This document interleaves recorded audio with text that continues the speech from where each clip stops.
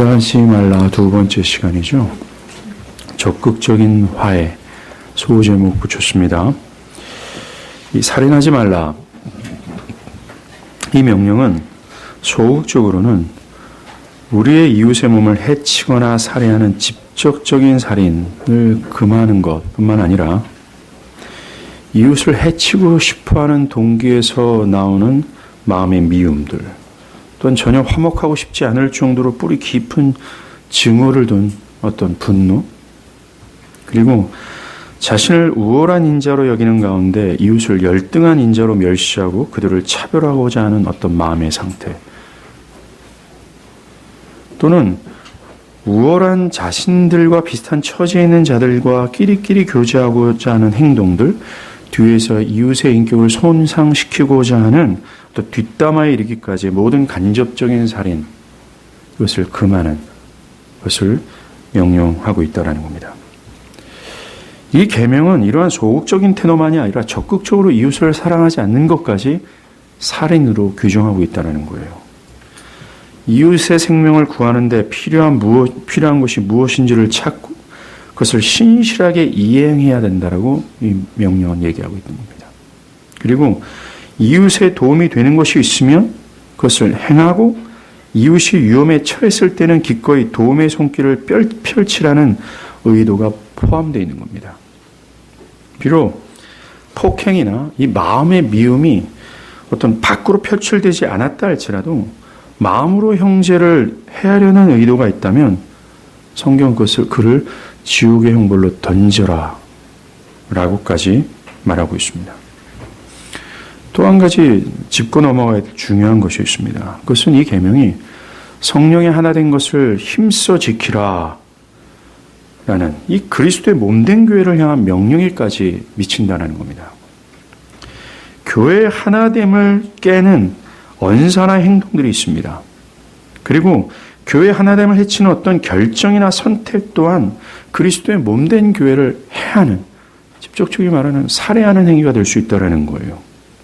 적극적으로 그리스도의 몸된 교회라고 하는 이 유기적인 교회를 적극적으로 사랑하지 않고 교회를 자기를 부정하며 섬기지 않는 것 또한 이 계명을 어기는 것이다 라고 말할 수 있다는 것입니다. 더 나아가서는 이 명령은 이웃의 영혼에 비참한 영혼의 상태가 있어요. 하나님의 저주와 심판 아래 있다라는 사실을 분명히 알고 있음에도 불구하고 복음을 전하지 않는 것이 살인하는 것이다 라는 것까지도 규정한다는 겁니다. 정말 이 계명은요, 우리의 마음에서 우리의 어떤 삶의 태도에 이르기까지 이 미치는 영역이 굉장히 광범위하다라는 것입니다. 그래서 정말 이 계명은 수시로 우리를 고발하고 있다는 것입니다. 그리고 그 고발 앞에 우리는 피할 수 없다는 것이죠. 중요한 것은 이 살인하지 말라라는 계명을 첫 번째 돌판과 관련지어 생각해야 된다는 거예요. 하나님 중심적 내면을 소유한 자들이 부모를 비롯해 자기 위에 세워져 있는 권위자들에게 복종하는 것처럼 하나님을 존중히 여기는 자들은요, 이웃의 생명과 존엄을 존중히 여기는 것으로 그 안에 첫 번째 돌판이 새겨져 있음을 증명한다는 것입니다. 즉, 부모를 경외하는 것을 통해서 내 자신이 하나님을 경외하는 것을 증명해내듯이 이웃의 생명과 존엄을 존중히 여기는 것을 통해서 하나님을 존중하는 것을 증명해낸다는 것입니다. 그래서 율법뿐만 아니라 예수님 또한 이웃을 미워하거나 중상모략하거나 업신여기거나 이웃에게 분노, 화를 내는 자들을 향해서 뭐라고 말씀하십니까? 지옥에 던져지게 될 것이다 라고 해요. 왜냐하면 이 사람이 이웃을 미워했기 때문이 아닙니다. 이 사람이 이웃을 멸시했기 때문이 아니에요. 그가 이웃을 미워하고 멸시하는 것을 통해서 그 내면 안에 하나님 사랑이 없다라는 것이 증명되었기 때문에 그를 지옥에 던지라고 말씀하시는 겁니다. 이 명령은 참으로 우리에게 엄중함으로 다가온다는 사실이에요. 그러하게 하나님과의 관계가 올바른 사람에게 나타나는 열매는 이웃사랑이 당연합니다. 반대로 하나님과 불화한 관계가 있다면, 즉 하나님과 그리스도의 피로 말미암아 하나님과의 관계가 올바르게 형성되지 않는 사람에게 나타나는 당연한 이치는 뭡니까? 미움이에요. 불화입니다. 증오죠. 분노입니다. 관계를 회복하고자 하는 의도가 없는 거죠. 이웃에 대한 여러분의 마음의 태도와 삶의 태도들이 여러분들이 정말 그리스도 안에 있는지 없는지를 알 수 있는 시금석이 될 수 있다는 거예요. 여러분들이 정말 그리스도로 말미암아 구원을 받은 자인지 그렇지 않는지를 판가름할 수 있는 기준이 이웃사랑이라는 겁니다. 만약에 다른 사람들에게 여러분들이 지금 현재 불친절하게 대하고 있다면 두려워하십시오. 다른 사람들을 멸시하고 업신여겼다면, 또한 그들에 대해서 그들을 미워하거나 험담하는 일을 즐겨하고 있다면 여러분들 두려워하셔야 되는 겁니다. 그리고 나의 이웃이 진리의 복음을 모르고 있음에도 불구하고 여전히 좌시하고 있는 채 복음의 진리를 힘써 전하고 있지 않다면 여러분들을 두려워하셔야 돼요. 왠지 아십니까? 여러분들 앞에는 지옥의 형벌이 기다리고 있기 때문에 그렇습니다. 회심이 필요하다는 거죠. 구원이 필요하다는 겁니다. 역사 속에 많은 사람들이요, 회심하여 하나님의 관계가 딱 올바르게 형성되어졌을 때 가장 먼저 나타나는 열매가 바로 이웃사랑이었습니다. 지난 시간 거론한 마틴 루터도 마찬가지였어요.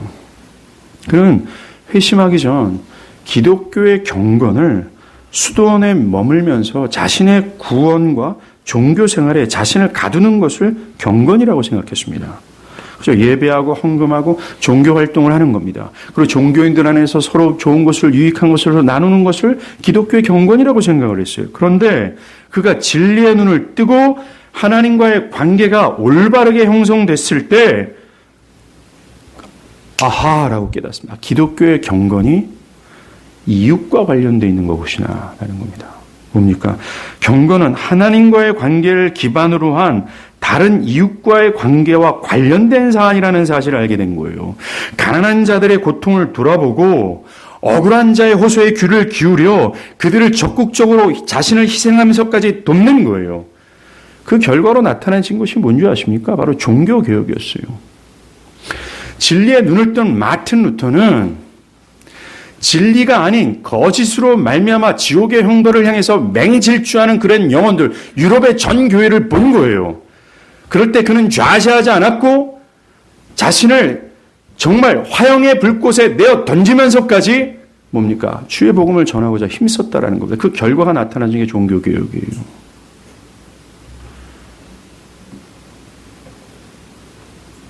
바라기는 여러분과 하나님과 관계가 생생한 관계가 되어줘서 여러분들의 가정에 종교개혁이 일어나길 바라요. 여러분들의 삶의 영역에 바랍니다.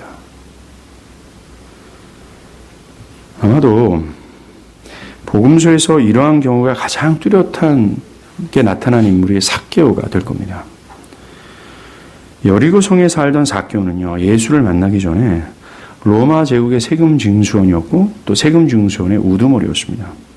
그는 로마 정부가 할당한 세금 외에도 더 많은 세금을 걷어들여서 이웃에게 원성을 샀고 여리고 성에는 가장 악랄한 자로 평판이 자자했던 인물이었습니다. 엄청난 부자였다는 거죠. 돈을 위해서라면 억울한 자, 가난한 자, 민족의 고통, 아랑곳하지 않았던 사람이 바로 삭개오였다는 것입니다. 자신의 권력을 이용해서 가난한 자를 강탈하고 민족의 고통을 외면했던 자라는 거예요. 정말 회심하기 전에 우리의 모습이 삭개오라는 겁니다.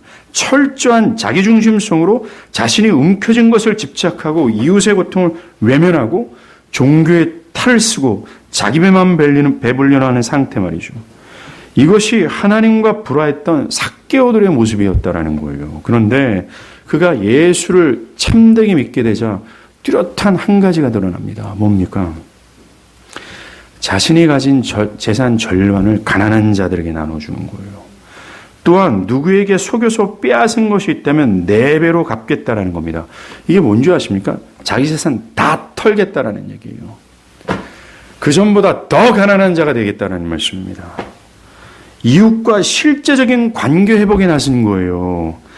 이웃사랑 아닙니까? 그리스도처럼 자신이 손해를 보는 선까지 자기 희생으로 이웃을 사랑하는 겁니다.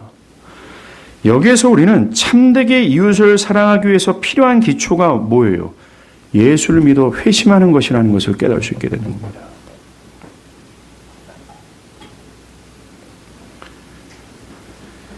예수를 참되게 믿는다면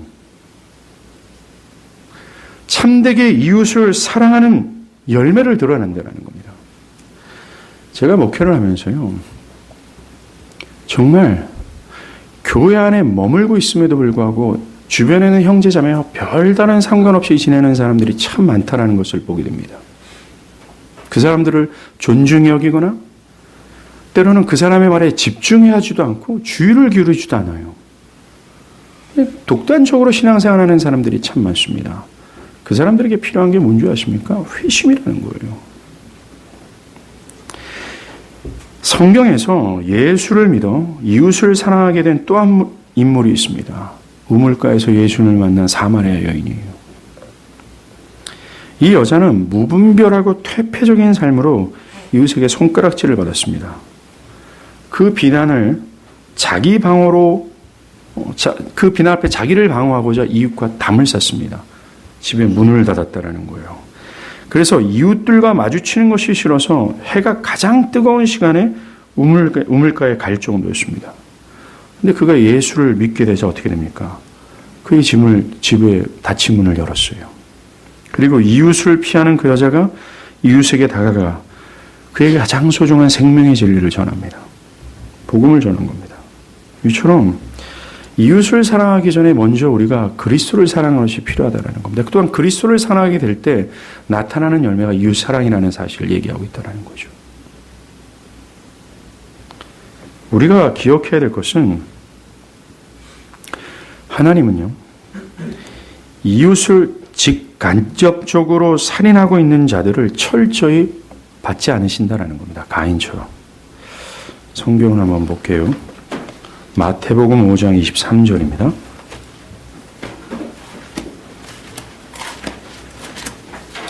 마태복음 5장 23절과 24절이에요.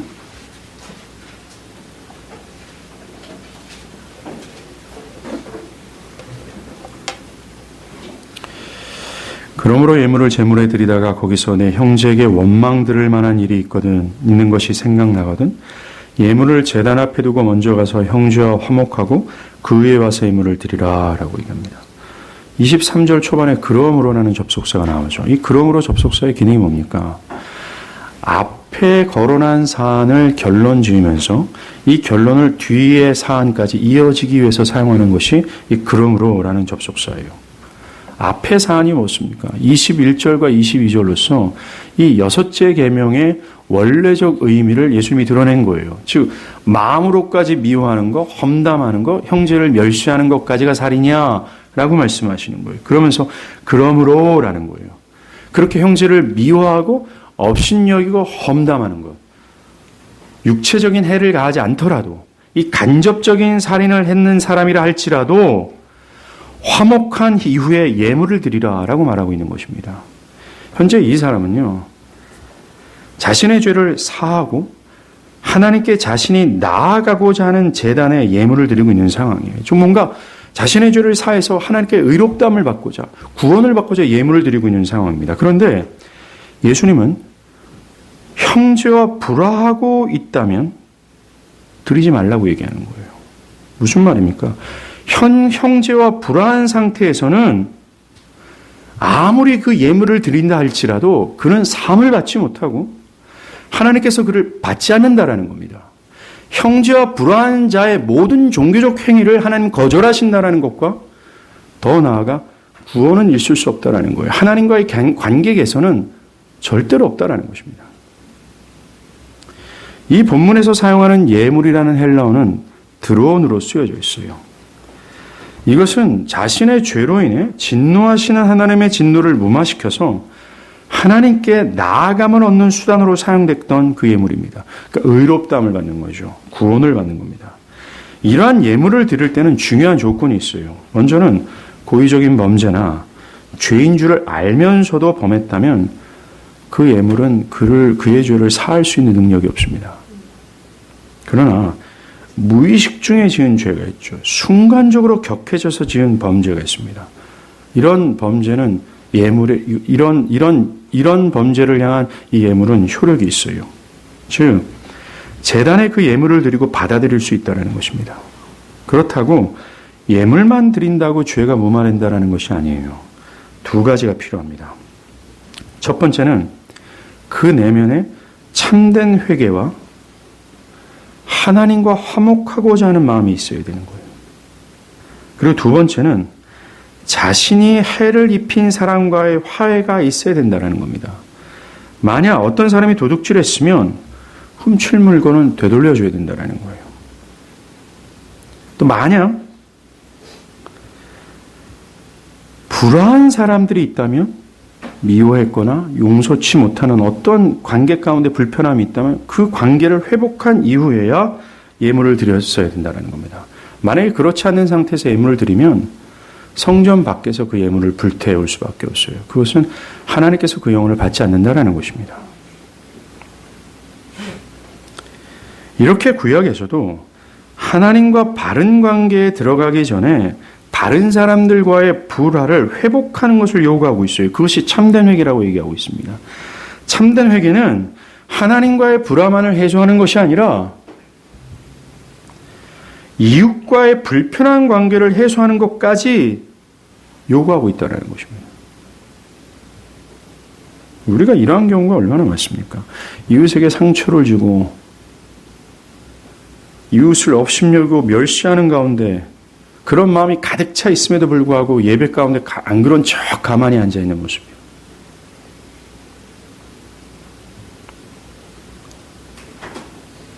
주변의 사람들을 미워하는 감정으로 가득 차 있음에도 불구하고 그 모든 것을 내가 예배를 드리면 그 모든 것이 상쇄되겠지라고 하는 그러한 마음으로 하나님 앞에서 나의 예배가 하나님께 받아들이심을 당할 수 있을 거라는 막연한 기대를 가지고 예배드리지는 않느냐라는 것입니다.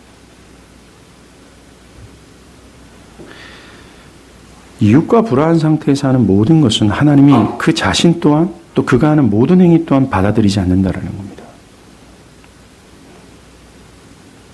그가 죄를 범한 이웃에 대한 참된 사과와 회복이 없다면 하나님과의 관계 또한 관계 개선은 어떤 여지도 없다라는 거예요.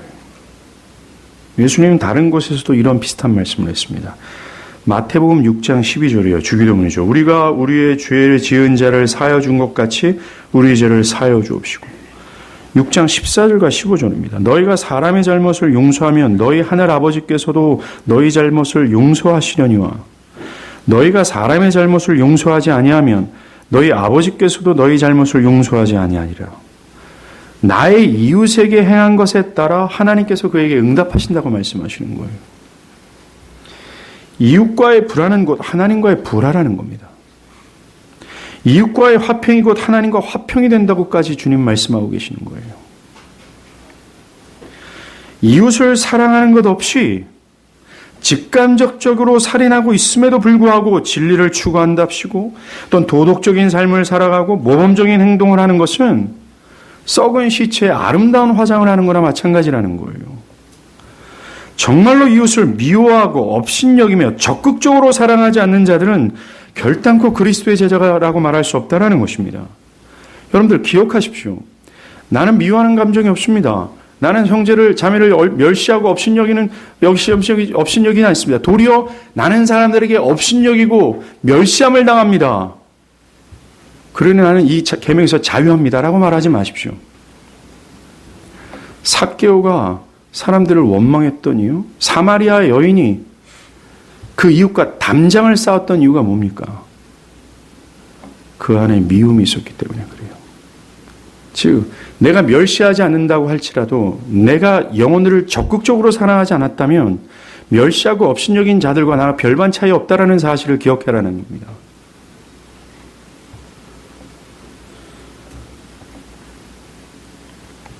이웃과의 사랑이 없는 경건은 거짓이에요. 이웃과의 사랑이 없는 종교활동은 거짓입니다. 여러분들 이번에 명절을 맞이해서 가족의 어른들을 찾아뵙죠. 이 바로 전계명 다섯 번째 계명도 똑같은 일치입니다. 부모나 내 위에 세워져 있는 어른들을 공경하지 않는 경건은 거짓입니다. 젊은 세대들이여 깨우길 바랍니다. 저는 사실 다섯째 계명을 더 길게 거론하고 싶었지만 여러분들이 싫어할 것 같아서. 이웃과의 불화한 상태를 하나님은 자신과 불화한 상태로 여기신다고 말씀하시는 거예요. 여러분들, 우리는 이것을 세상의 첫 번째 살인을 통해서 배우지 않습니까? 교만했던 가인이요, 아벨을 질투했습니다.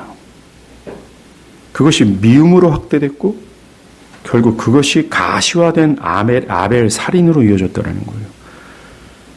결국 그 살인으로 인해 가인은 하나님께 저주를 받고 유리하는 인생이 되어버린 겁니다. 살인이 하나님과 단절되게 한 요소가 됐다는 거죠. 정말로 이 살인의 문제있죠. 우리와 하나님 사이를 갈라놓는 범죄임을 민감하게 인식해야 된다는 것입니다. 영적 단절이에요.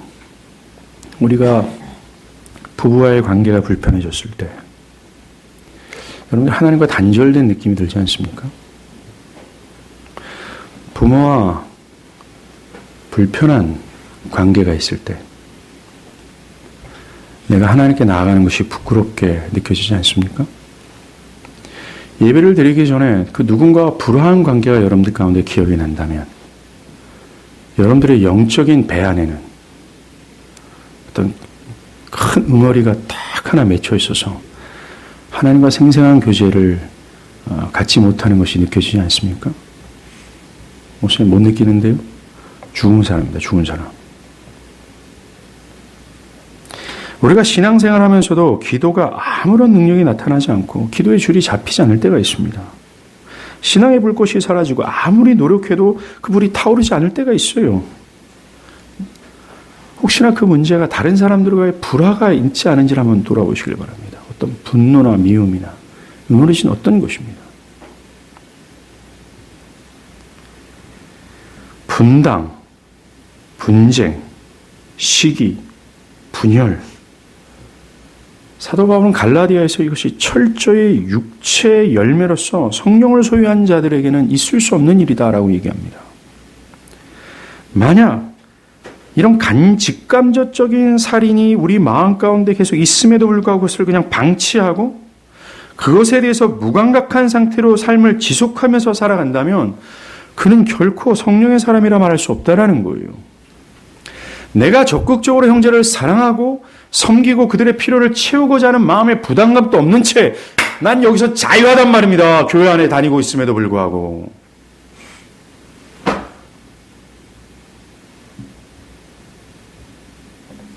거듭나야 돼요.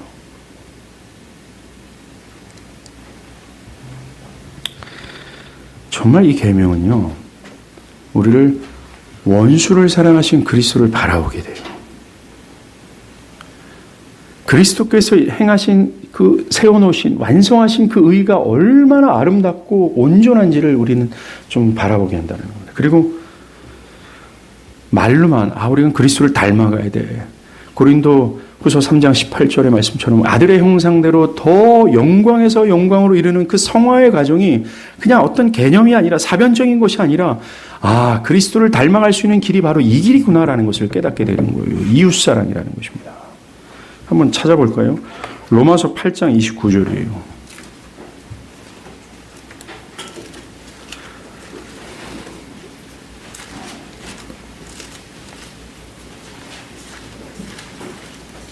로마서 8장 29절입니다.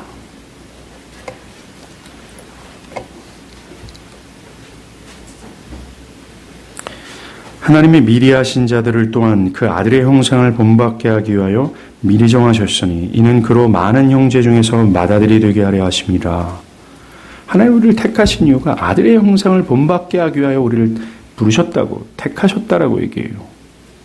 그렇다면 택함을 받은 교회에게 나타나야 될, 그래서 하나님께서 아들의 형상을 닮게 하고자 하는 그 목적을 성취해야 될 교회에게 나타낼 당연한 열매가 뭐겠습니까? 사랑이라는 거예요. 이웃사랑. 원수를 사랑하는 것까지 말입니다. 저는 이 시점에서 정말 여러분께 묻고 싶습니다. 여러분들은 정말 이 여섯 번째 계명에 대한 마음의 부담이 있고 정말 이웃을 적극적으로 사랑하고자 하는 마음이 이 말씀을 들어가면서 생산해내고 있습니까? 그리고 정말로 이 여섯 번째 계명을 내가 따르지 않았다라는 것에 대한 참된 회개가 여러분의 마음과 삶에서 나타나고 있습니까? 바랍니다. 돌이켜 이 계명을 따르는 주님의 백성이 되었으면 참 좋겠어요. 우리는 이쯤에서 교회로서의 사회적 책임에 대해서 생각해 볼 필요가 있습니다. 이 여섯째 계명과 맞물려서 생각할 것이요, 낙태하고 사형 문제입니다. 사형제도죠. 성경의 입장이 어떠하냐라는 것입니다.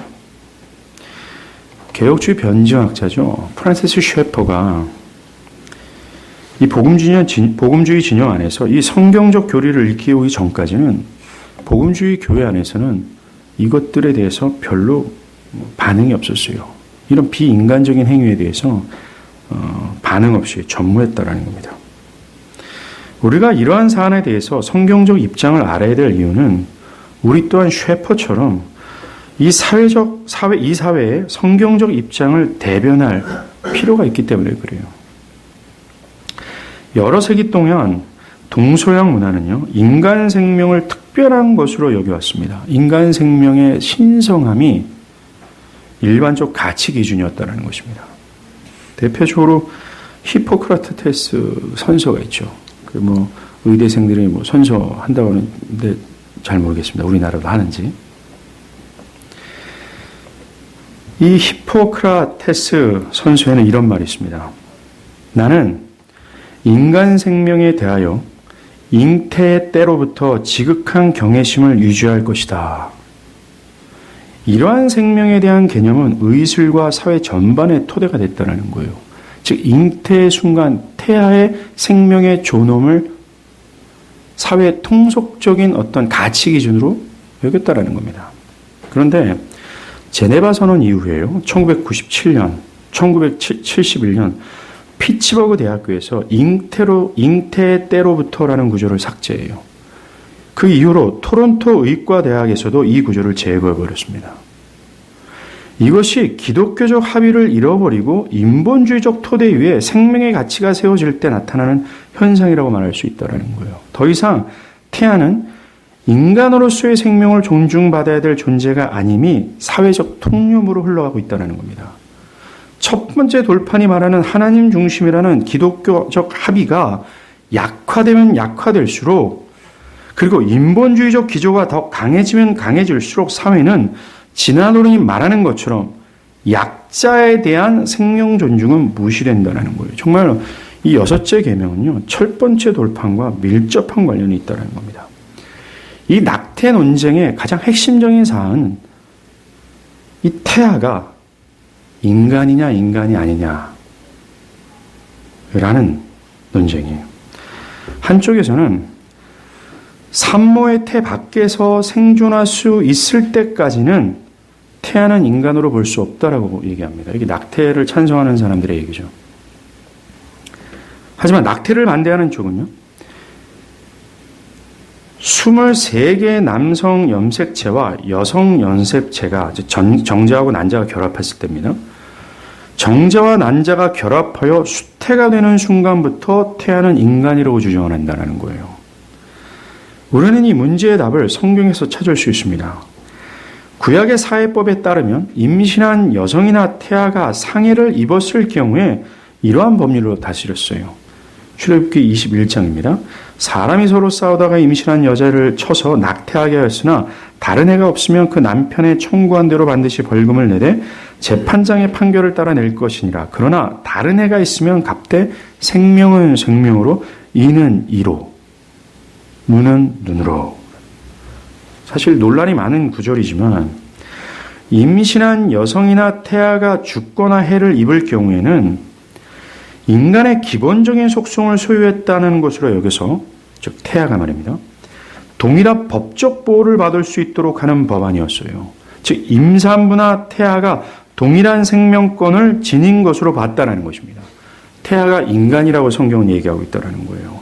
성경은 태아가 하나님이 창조하신 영혼이 있는 인간이라고 말하고 있다는 겁니다. 교회가 생명을 소중히 여기는 이유는 사람 안에 하나님의 형상이 새겨졌기 때문에 그래요.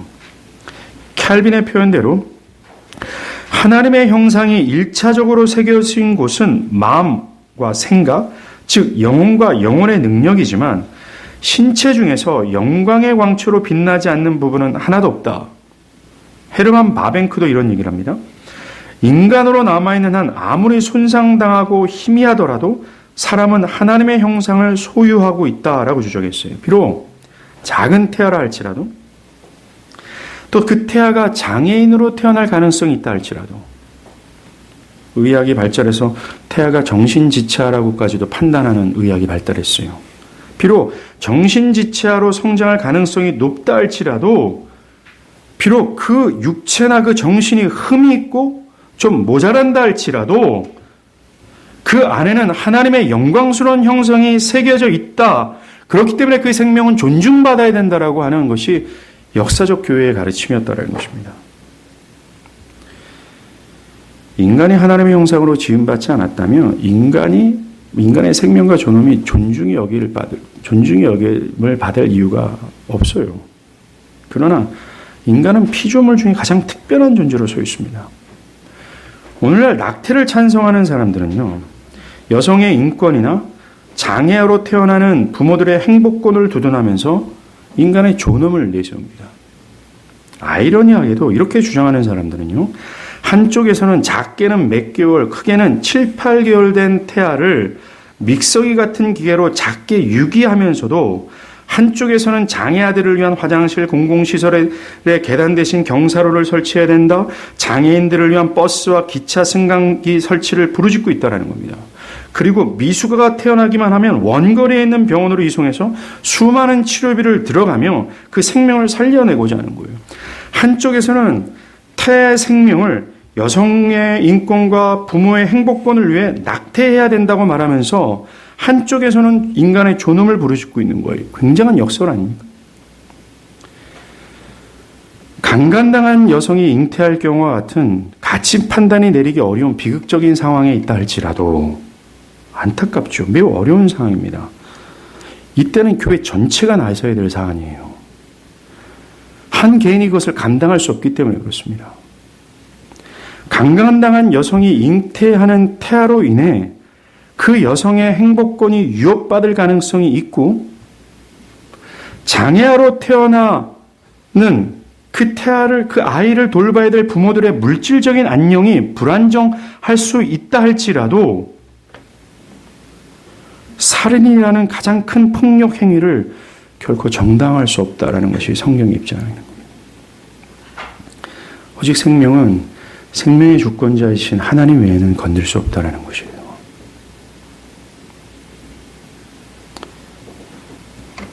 그리고 오늘날 사회에서요, 살인 사건이 흔해지는 시대,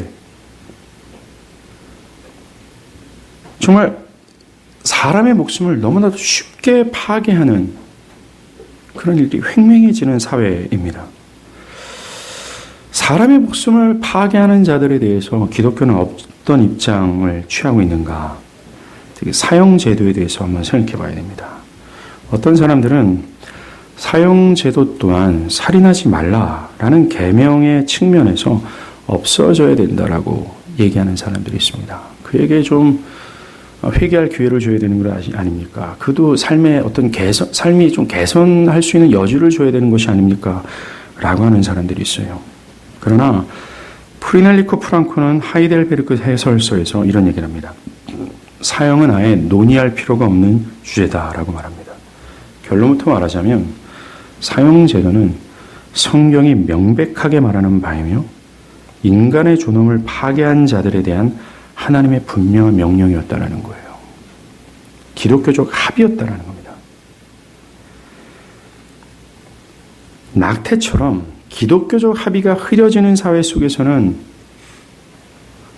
그것을 낙태를 인정하는 것처럼 기독교적 합의가 점점 희미해지는 사회 속에서는 사형 제도가 사라지는 것이 불행하게도 그런 현상이 일어난다는 것입니다.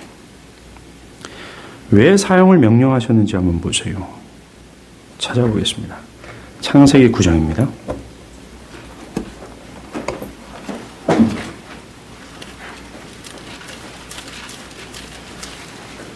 이런 궁금한 사안에 대해서만 귀를 세우지 마시고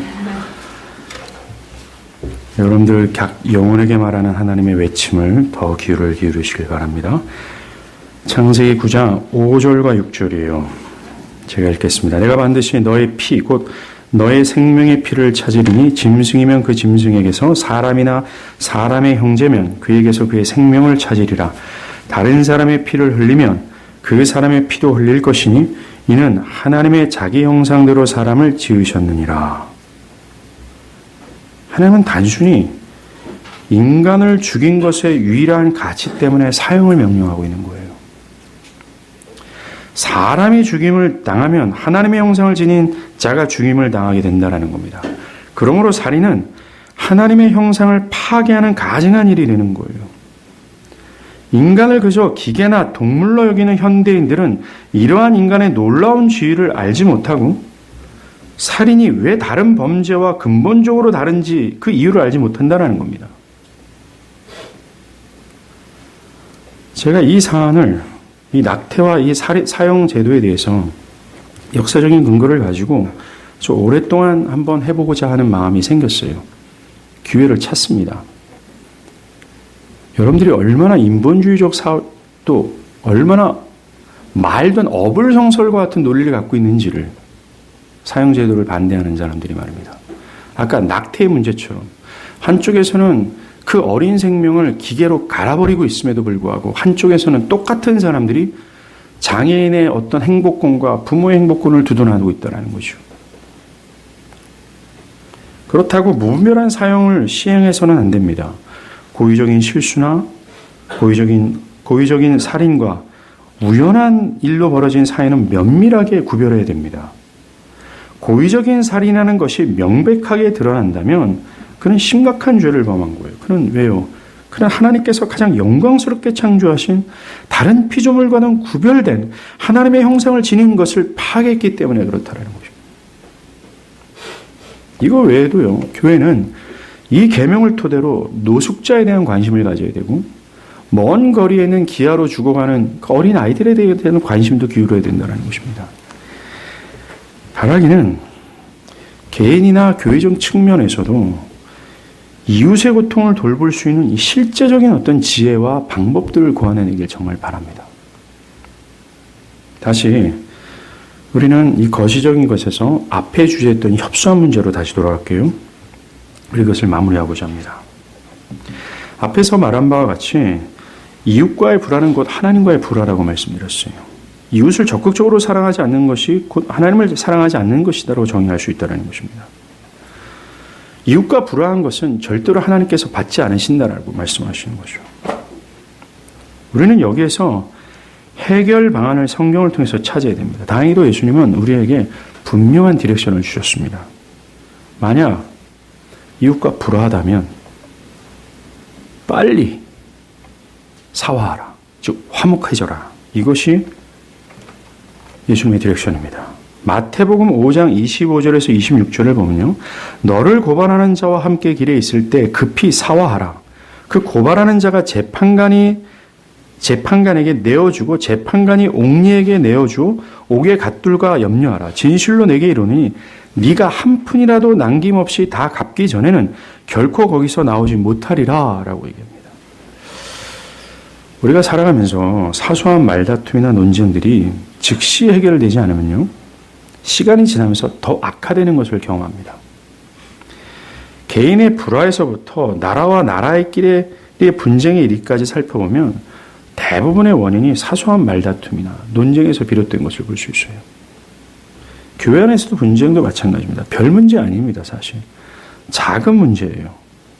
그런데 그 사소한 것들이 쌓여져 가면서 눈덩이처럼 쌓여지는 겁니다. 우리는 남과 불화하게 되면 되도록 빨리 관계를 바로잡아야 돼요. 주님은 특별히 마태복음 5장 25절에서 급히 사화하라. 굉장히 빨리 긴박성을 두고서 우리에게 명령하고 있어요. 지금 현재 지금 시간이 더 가기 전에 이 문제가 더 커지기 전에 빨리 화목하라고 강조하시는 겁니다. 그래서 더 큰 고통과 더 큰 괴로움이 찾을 수 있기 전에 빨리 화목하게 하라. 이 얘기를 하고 계신 겁니다. 예수님의 이 충고는요, 좀 더 심오한 의미가 있습니다. 화해하는 것에 대해서 예수님은 굉장히 긴급성을 가지고 명령하시잖아요. 급히 사화하라. 이것은 먼저 인간관계의 개선을 위한 것보다 더 큰 문제가 있기 때문에 그렇습니다. 먼저는 하나님과의 화목이에요. 이것이 이 계명의 핵심일 수 있습니다. 만약 우리가 그분과 화목하지 않으면 우리는 우리의 죄값을 모조리 갚아야 돼요. 마태복음 5장 26절에 있는 말씀처럼 한 푼이라도 다 갚을 때까지 해서 한 푼이란 화폐의 가장 작은 단위입니다. 즉 남김없이 다 갚아야 된다는 거예요.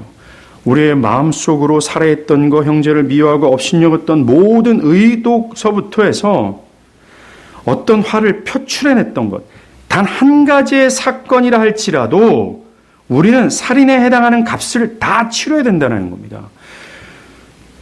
이 6번째 계명이 우리를 계속 고발해서 그 고발을 통해서 드러난 모든 죄값을 단 하나라도 작은 것을 다 지불해야 된다는 거예요. 그러나 문제는 그 죄목이 너무나 많다는 겁니다. 그 죄값을 지불하는 것은 불가능하다는 거예요. 우리는 하루빨리 하나님과 화목해야 돼요. 만약 갚지 못한다면 우리는 영원한 지옥에 감금될 수밖에 없다는 겁니다. 화목의 길은 오직 하나예요. 화목제물 내신 예수 그리스도입니다. 지금 바로 현재 망설이지 말고 그분을 믿고 또 믿는 겁니다. 그 6번째 계명이 우리를 고발하고 우리를 영원한 지옥으로 우리를 가두기 전에 빨리 망설이지 말고 바로 지금 믿고 또 믿으라고 얘기하는 겁니다. 지체하지 말라고 얘기해요. 믿고 난 이후에도 지속해서 그분의 공로만을 자랑하고 의지하라고 얘기하는 겁니다. 오직 이길 뿐이에요. 사랑하는 여러분, 우리가 이 계명의 정죄에서 피할 수 있는 일은 이 길밖에 없습니다. 우리 자신이 갚아야 될 죄의 항목은 우리를 엄습해요. 우리가 가진 의로는 그것을 가로막을 수가 없습니다. 십자가 뒤로 피하는 길밖에 없어요. 가장 가련한 모습으로, 정말 뻔뻔스러운 모습으로 십자가를 붙드는 길밖에 없다는 것입니다. 그리고 우리는 이웃과 빨리 화목해야 돼요. 하루라도 빨리 화목하지 않는다면 이 계명은 우리를 고발하여 하나님의 심판대로 우리를 인도하게 될 겁니다. 아까 언급한 것처럼 이웃과의 불화는 곧 하나님과의 불화라는 것을 생각할 때에 하나님은 불화한 나 자신을 절대로 받지 않는다는 거예요. 화해하지 않는 것으로 그가 아직 근본적인 변화가 없다는 것이 드러났기 때문에 그렇습니다. 우리가 화해하지 못하는 이유가 뭔지 아십니까? 우리가 이웃을 적극적으로 사랑하지 못하는 이유는 단 한 가지입니다. 바로 나의 교만 때문에 그래요.